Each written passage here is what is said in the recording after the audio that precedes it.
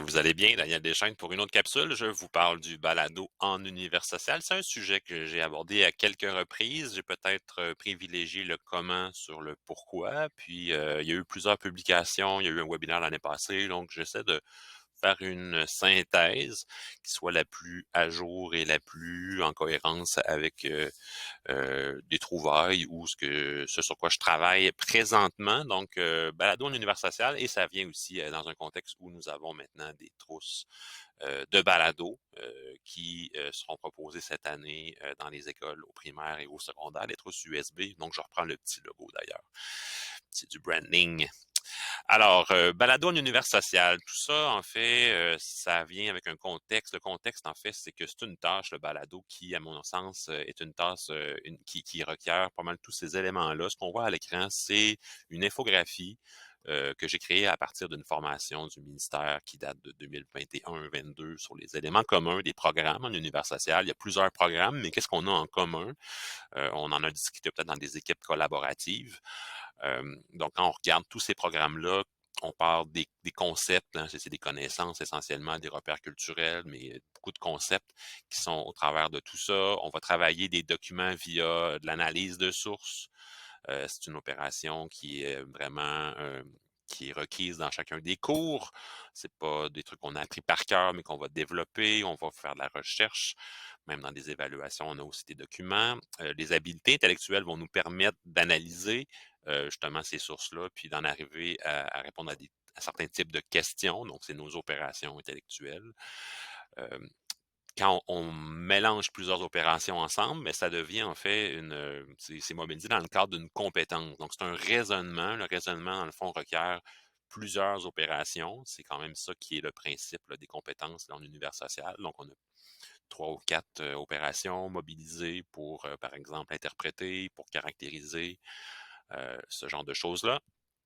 Et en fait, la finalité du processus, c'est le mode de pensée. On fait tout ça pour développer une pensée historique.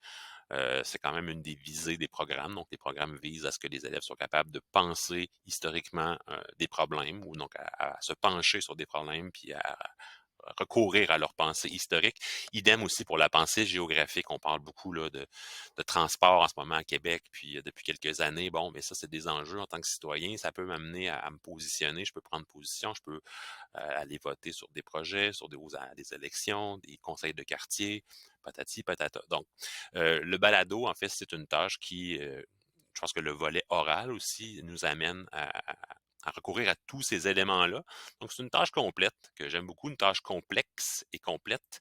Et je pense que la clé pour aller chercher tous ces éléments-là, c'est de recourir à la situation problème, la problématisation, présenter le tout sous une forme de problème. Donc, la situation n'a pas changé, c'est juste notre manière d'aborder la question qui permet à l'élève de faire de prendre position. Puis le but, c'est vraiment de résoudre un problème. Je dis pas que c'est un problème énorme, mais c'est quand même ça l'objectif. Il faut laisser une place à l'élève pour qu'il puisse prendre position. C'est un peu ça le contexte.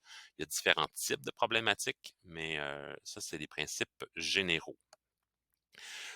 C'est intéressant parce qu'on a plusieurs disciplines qui, indirectement ou directement, nous présentent des problèmes. Et je pense que l'un des plus évidents, c'est l'enjeu territorial. Si on va en géographie, l'enjeu territorial, la dynamique de l'enjeu avec les acteurs qui ont des points de vue totalement opposés, qui ont des motivations également souvent opposées, divergentes. Bien évidemment, là, on a une problématique. Donc, on a plusieurs visions d'un même enjeu. Qu'est-ce qu'on fait? Donc, je suis retourné un petit peu dans les programmes, puis je suis reparti de la compétence. J'ai cerné deux composantes, soit cerner la complexité puis évaluer les propositions. Je sais qu'il y a d'autres tâches, d'autres grilles qui circulent sur le récit, puis Mathieu Mercier aussi. Moi, j'ai voulu réintroduire la notion, en fait, d'exprimer son opinion, puis de justifier son opinion, justement. C'est important de le faire pour l'élève. Donc, c'est peut-être un truc qu'on voyait moins aussi dans les grilles d'examen là, pour cette compétence-là. Ce serait intéressant d'aller jusque-là dans un balado. Le format nous permet d'aller jusque-là, je pense. Et puis, il y a une dimension authentique aussi à le faire. Puis, je vous propose une échelle de niveau de compétence, donc il pourrait aller avec ça. Monde contemporain, je pense que c'est une occasion idéale de prendre position, donc d'interpréter. Donc, effectivement, qu'il y a de la subjectivité ici. C'est une grille proposée là, qui intègre la compétence 1 et la compétence 2. On a 2 opérations intellectuelles pour l'interprétation. Puis, on a dans le fond le critère expression d'une opinion fondée qui est relié à la compétence de prise de position. Donc, l'élève qui va prendre position au sujet de cet enjeu-là. C'est une grille qu'on pourrait remanier, mais on pourrait travailler aisément, je pense, avec plein de sujets là-dessus, puis ça pourrait donner suite à un projet intéressant. Donc, une compétence 1, les 2 compétences qui sont requises par ce type de projet-là. Si on travaille en HEC ou en histoire, en HQC, bien écoutez, c'est sûr que l'interprétation, il y a il y a une part de subjectivité. Elle est peut-être pas explicite autant qu'en géo et en monde contemporain, si on se fie aux grilles de correction, à ce qui est aux critères d'évaluation, mais il y a quand même il y a une certaine place quand on interprète.